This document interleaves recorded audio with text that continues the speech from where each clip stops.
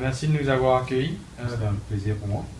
Peut-être pour commencer, on peut parler du MRT, Mauritius Radio Telescope.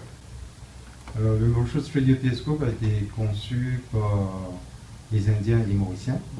Il y avait une équipe d'une dizaine de chercheurs en astrophysique de l'île Maurice. Il y avait au fait 3 Mauriciens et 7 Indiens. Nous avons conçu le projet, nous avons construit le radiotélescope de 1990 à 2000. Donc, si on prend un radiotélescope, ça observe les ondes radio dans l'univers tout entier. Alors, il y avait un télescope à Cambridge qui a fait une cote du ciel visible de l'hémisphère nord à une fréquence de 150 MHz. Donc, il n'y avait pas de cote du ciel en ondes radio à 150 MHz du ciel visible de l'hémisphère sud. Donc, ce qu'on a fait, on a complémenté la cote qui a été déjà faite à Cambridge. Donc, le Mauritius Radio Telescope, qu'est-ce qu'on a fait exactement? On a fait une cote du ciel visible de l'hémisphère sud à une fréquence de 150 MHz. D'accord. Et justement, une fois ces objectifs atteints, que faisiez-vous au MRT actuellement? Oui.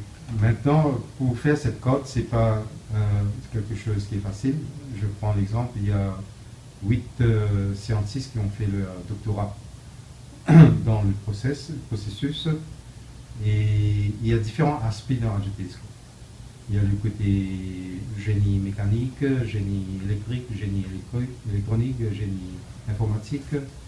Il y a différents aspects d'astrophysique. Je prends l'exemple, on peut étudier des objets qui émettent beaucoup d'énergie en ondes radio dans notre galaxie, comme les pulsars, les supernovas remnants, et on peut observer des objets extragalactiques comme les quasars, des radiogalaxies, des galaxies Seyfert. Donc, au fait, nous avons environ 500 gigabytes de données qui sont suffisants pour environ 5 scientifiques pour faire le doctorat encore. D'accord. Donc, c'est un travail qu'on a fait, qu'on a commencé, mais malheureusement, jusqu'à l'heure, il n'y a pas assez d'étudiants qui sont prêts à faire le doctorat en se servant des données du radiotélescope. Peut-être un petit mot sur le projet Callisto. Donc le projet Callisto, c'est différent du projet MRT. C'est un projet international où il y a des récepteurs, des antennes dans une 50aine de régions dans le monde qui observent le ciel simultanément. Donc le projet Callisto, on se sert du projet Callisto pour observer les activités qu'il y a sur le Soleil. Il y a des solar flares, il y a ce qu'on dit en anglais des coronal mass ejections, il y a différents types de flares. Donc, tous ces télescopes Callisto observent, on essaie autant que possible d'observer le ciel simultanément et d'essayer de comprendre ces activités sur le Soleil. D'accord.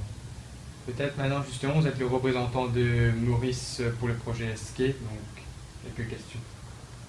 Premièrement, pouvez-vous nous parler de ce projet, le projet Escape? Donc, ce qui se passe en astronomie, il y a beaucoup de sources de financement pour construire les télescopes.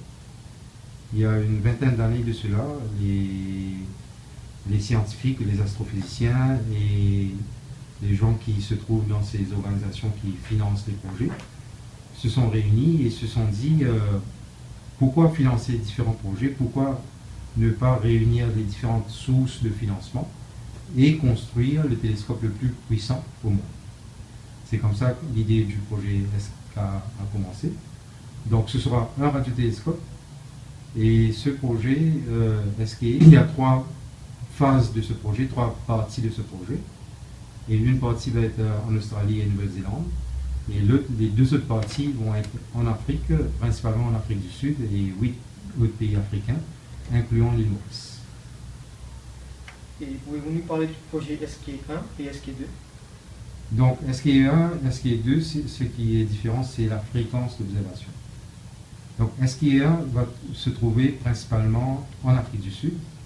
Il y aura environ 300 antennes qui vont être connectées, qui vont observer le ciel visible de l'Afrique du Sud, exactement dans le désert de Karoo, à une radiofréquence assez haute, plus de 10 GHz. Par contre, SK2, ce sera un projet où on va observer une fréquence qu'on dit en anglais mid frequency, et ça peut être entre 1 à 5 GHz. Il y aura des milliers d'antennes qui vont se trouver en Afrique du Sud et les 8 autres pays africains, incluant l'île Maurice, qui vont être connectés, qui vont observer le ciel simultanément. Quels sont ces objectifs du SK?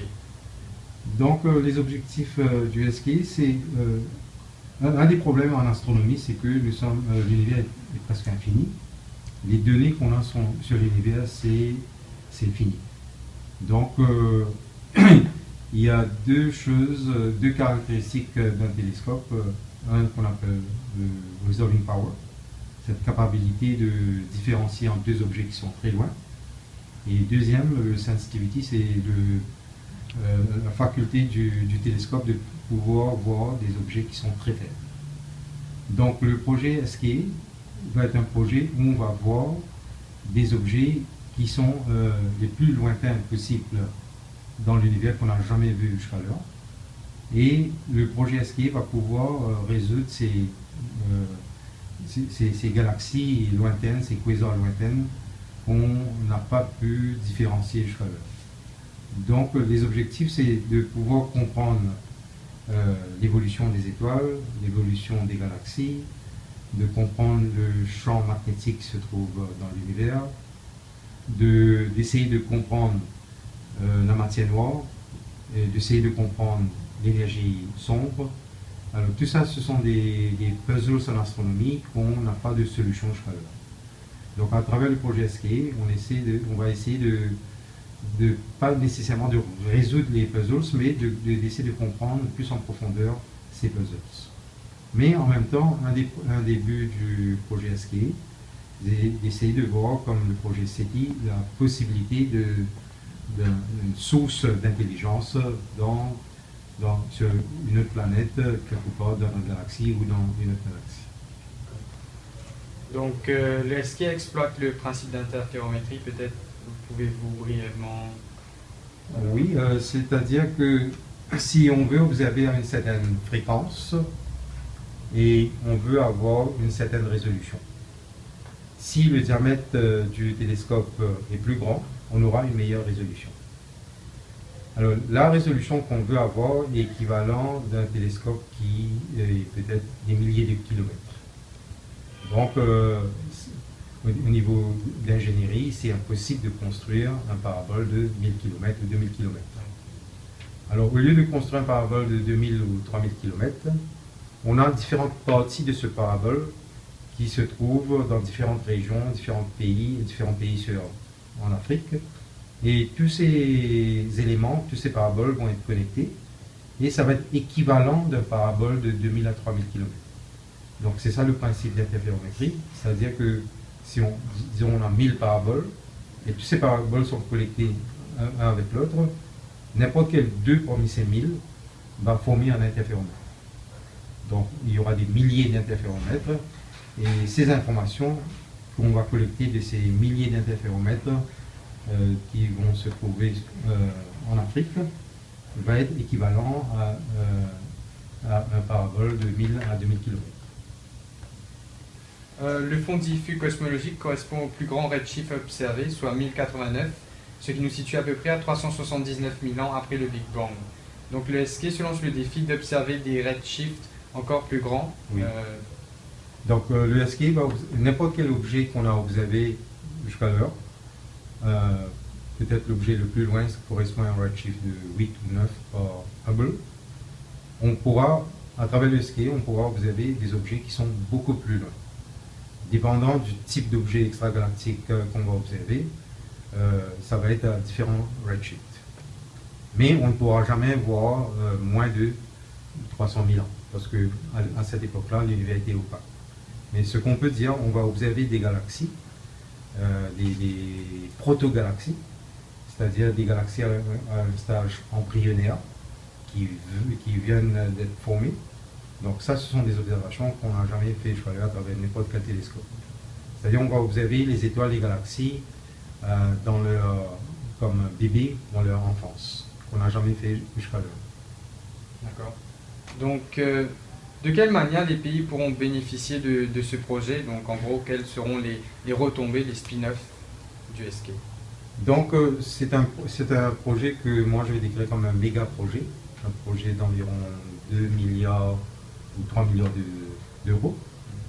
Donc, dans ce projet, le domaine c'est la radioastronomie.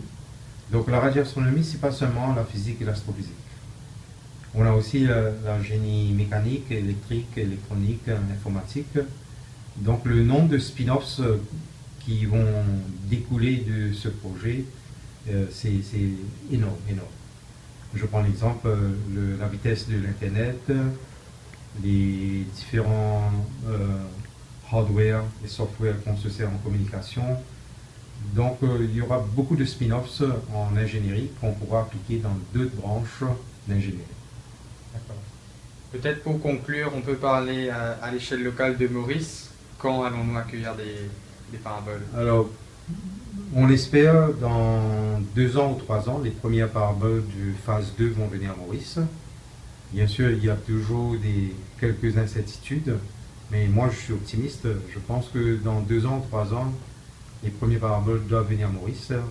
Et peut-être dans 4 ans ou 5 ans, on aura les premières observations, les premières données d'interféromètre entre les paraboles de l'île Maurice et les paraboles en Afrique du Sud. D'accord. Ben, merci beaucoup. Ok. C'était un plaisir pour moi.